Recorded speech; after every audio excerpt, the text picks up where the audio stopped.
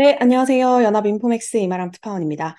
네, 오늘 미국 현지 시간으로 10월 20일 금요일 거래가 종료가 됐습니다. 뉴욕 증시 3대 지수 일제히 하락 마감했는데요. 전일 아시아장에서 미국 10년물 채권 금리가 2007년 이후 처음으로 5%를 돌파를 했습니다. 그 여파에 미국 주식시장도 조정을 받은 모습입니다. 네, 오늘 종가 보겠습니다. 다우 지수는 전거래일 대비 0.86% 하락한 수준에서 마감을 했고요. 지수는 전일 대비 거의 300포인트가량 하락하는 모습을 보였습니다. S&P 500 지수 전거래일 대비 1.26% 급락했습니다. S&P 500 지수 4,220선에서 종가를 형성을 했는데요. 뉴욕 증시 전문가들 이 4,200선을 지지하는지 여부를 굉장히 주의 깊게 보고 있습니다. 금리에 가장 민감한 기술주를 대거 담고 있는 나스닥 지수가 오늘 가장 큰 폭으로 밀렸는데요. 나스닥 지수는 전거래일 대비 1.53% 급락을 하면서 12,980선에서 마감을 했습니다. 종가 기준으로 13,000 아래로 내려선 모습입니다. 네, 뉴욕 증시 오늘 하락한 영향, 채권 금리가 거의 주도를 했다라고 봐야 될 것 같은데요. 국제 금융시장 격동의 시기를 겪고 있습니다.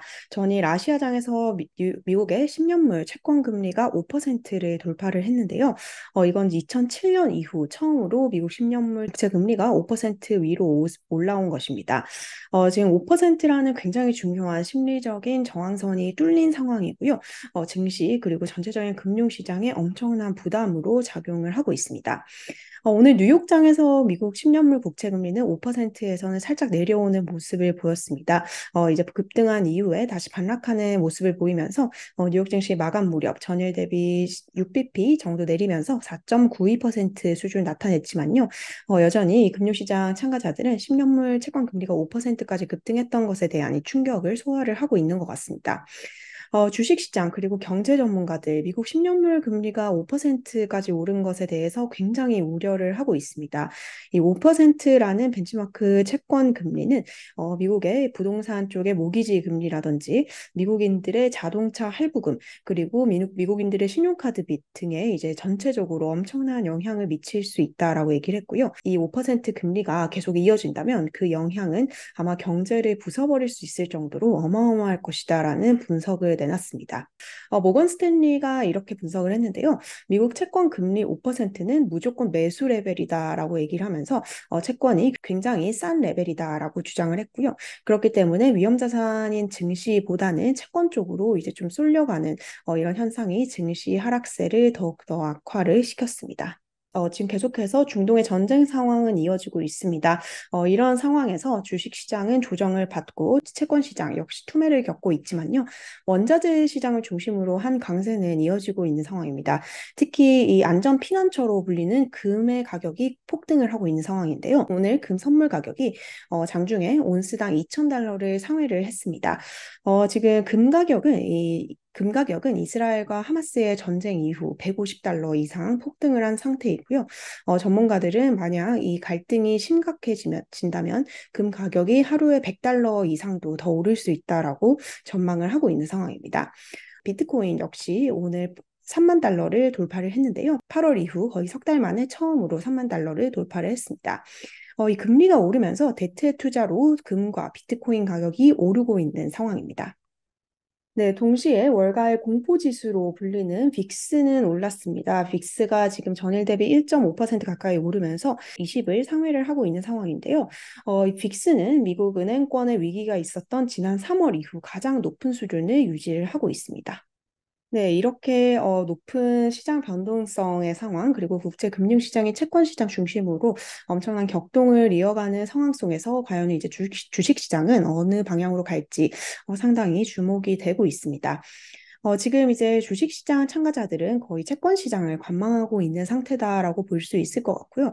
인플레 측면에서 좋은 소식이 들린다고 하더라도 결국 이 채권 시장에 발목이 잡히면서 상승을 하지 못하고 있는 모습입니다. 지금 이제 미국 현지 시간으로 10월 20일입니다. 10월 거래가 이제 열흘 정도밖에 남지 않은 상황인데요. 증시 전문가들은 이제 통상 미국 뉴욕 증시는 11월부터 1월까지 조금 좋은 흐름을 보였었기 때문에 남은 10월 동안은 약간 부진한 흐름을 이어가다가 11월에 반등을 할 수 있을 것이다라고 기대를 하고 있는 상황입니다. 월가의 투자 전문 기관 에버코어 ISI에서 이런 분석을 내놨는데요. 통상 이제 11월과 1월 사이 나스닥 지수가 평균 6% 정도 오른다라고 합니다. 그렇기 때문에 이 11월 상승을 앞두고 지금 주식이 조정받는 와중에 오히려 주식을 매수해야 된다라는 의견을 전했고요. 에버코어 ISI는 아직까지 뉴욕 증시의 올해 고점은 오지 않았다라고 주장을 했습니다. 즉 연말에 갈수록 조금 더 지수가 올라갈 수 있다라고 본 셈입니다. 네, 뱅크 오브 아메리카에서도 이제 오히려 주식을 매수해야 된다라는 분석을 내놨습니다. 네, 뱅크 오브 아메리카가 보는 이제 bull and bear indicator이라고 하는데요. 시장이 강세 불인지 아니면 약세 이 베어 쪽인지를 볼 수 있는 이 지수라고 합니다. 지금 이 지수가 최근 2를 상회하다가 1.9 정도로 떨어져 버렸다라고 하는데요. 이렇게 이 지수가 이 이하로 내려간다면 시장이 극심하게 약세론적인 상황에 치우쳤다라는 의미로 해석할 수 있다라고 뱅크 오브 아메리카는 전했습니다. 네, 이에 따라서 이제 지금 역발상 신호가 발생이 되었다라고 하는데요. 지금 주식시장이 조정을 받고 모두가 이제 투자 심리가 얼어붙어 있는 상황이지만 이러한 상황일수록 공포를 삼키고 오히려 이제 매수에 나서야 한다라는 역발상 신호가 나왔다라고 주장을 했습니다. 네, 하지만 그럼에도 불구하고 주의를 해야 된다라고 주장을 했는데요. 특히 S&P 500 지수가 4,200선 아래로 떨어져서 좀 회복을 하지 못할 경우 이것이 이제 주식시장에 치명타를 가할 수 있고, 네, 크레딧 시장에서 치명타를 가할 수 있다라고 봤고요. 뿐만 아니라 유가가 100달러 위로 오르는 것도 하나의 큰 리스크라고 뱅크 오브 아메리카는 진단을 했습니다. 네, 11월 FOMC가 약 열흘 앞으로 다가왔습니다. 주말을 감안하면 이제 오늘 밤 12시를 기해서 연준 위원들은 이제 통화정책 관련 발언을 삼가는 블랙아웃 위크에 들어갑니다. 그렇기 때문에 오늘도 이제 막바지까지 연준 위원들이 많은 발언을 내놓고 나섰는데요. 오늘 나온 연준 위원들의 발언은 투심에는 그렇게 크게 긍정적으로 작용하지 못한 것 같습니다. 우선 라파엘 보스틱 애틀란타 연은 총재가 이 금리 인하가 상당히 나중에 올 것이다. 금리 인하를 내년 말까지는 기대하지 말아라라는 얘기를 하면서 투심을 약간 위축시켰습니다. 이 보스틱 총재는 이제 금리 인하 시점을 묻는 질문에 대해서 인플레가 확실히 2%로 돌아오는 시점이다라고 얘기를 하면서 그건 이제 내년 말이 될 것이다라고 얘기를 했고요. 지금 이제 페드의 최근 SEP 경제 전망 보고서에 따르면 연준 위원들은 내년 말에 기준금리를 5.1% 정도로 예상을 하고 있습니다. 지금 금리 레벨을 고려를 하면요, 내년에 한 번 혹은 두 번 정도만 인하가 가능하다라는 의미로 보이는데요. 인하의 시점 또한 미뤄지고요. 또 인하의 폭도 크지 않을 수 있다라는 이 우려감이 투자자들의 발목을 잡았습니다. 네, 로레타 메스터 클리블랜드 여는 총재인데요. 오늘 발언을 하고 나섰습니다. 로레타 메스터 총재, 지금 금리 수준은 홀딩 포인트, 즉 다시 말해서 동결을 할 정도의 수준에 근접해 있다라고 얘기를 했습니다. 즉 이제 최종금리에 거의 근접했다라고 본 셈인데요. 그럼에도 불구하고 자신은 추가 인상을 지지하는 쪽에 있다라고 얘기를 했습니다. 약간 매파적인 발언으로 해석할 수 있을 것 같습니다. 네, 패트릭 하커 필라델피아 연은 총재도 오늘 발언을 했는데요. 하커 총재 같은 경우는 최근 계속 주장해왔던 금리 동결론을 다시 한번 강조를 했습니다. 하지만 최근 계속 하커 총재가 이 동결 입장을 밝혀오면서 시장에 큰 영향을 미치지는 못했습니다. 네, 이번 주 시장의 가장 큰 루저라고 해야 될까요? 가장 부진한 흐름을 보인 빅테크 종목 테슬라입니다. 테슬라 이번 주 실적 어닝 미스로 인해서 주가가 폭락하는 모습을 보였고요. 오늘까지도 주가가 추가 하락하는 모습을 나타냈습니다. 지금 중국 정부가 2차 전지 핵심 원료인 흑연을 수출 통제 대상에 포함시키면서 테슬라와 같은 전기차 업체들도 이제 타격을 받을 수 있다라는 이런 관측이 나오고 있는데요. 이런 소식 속에 테슬라 주가가 오늘 추가로 3%대 조정받는 모습을 보였습니다. 테슬라 주가는 이번 한 주 동안 15% 급락을 하면서 이번 주가 올해 들어서 가장 좋지 않은 최악의 한 주였습니다. 작년 12월 이후 최악의 주간 수익률을 기록을 했는데요. 네, 뿐만 아니라 뉴욕 증시 3대 지수 역시 이번 주에 주간 하락세를 기록을 했습니다. S&P 500 지수가 2.4% 내렸고요. 다우는 1.6%, 나스닥 지수는 3.2% 급락하는 모습을 보였습니다. 네, 이번 주 엔비디아도 좋지 않았습니다. 오늘 하루만 1.7% 추가 하락이 되었고요. 이번 한 주 동안은 9% 밀리면서 작년 9월 이후 최악의 한 주를 보냈습니다. 네, 오늘은 이제 금리 충격에 따라서 빅테크 종목들이 대부분 급락하는 모습을 나타냈는데요. 다음 주에는 이제 본격적인 이제 빅테크 실적이 발표가 예정이 되어 있습니다. 아마존, 구글, 메타 플랫폼스, 마이크로소프트 등 주요 빅테크 종목들이 대부분 실적을 발표를 하고 할 예정인데요.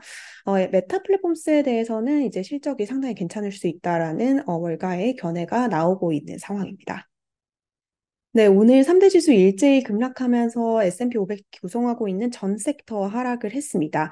네, 특히 이제 지역은행주가 오늘 큰 폭으로 급락을 하는 모습을 보였는데요. 결국 이제 금리가 오른 여파로 보입니다. 금리가 많이 올라가면서 이 지역은행들이 보유하고 있는 채권 보유 평가액이 절하될 수 있다라는 우려가 증폭이 되었고요.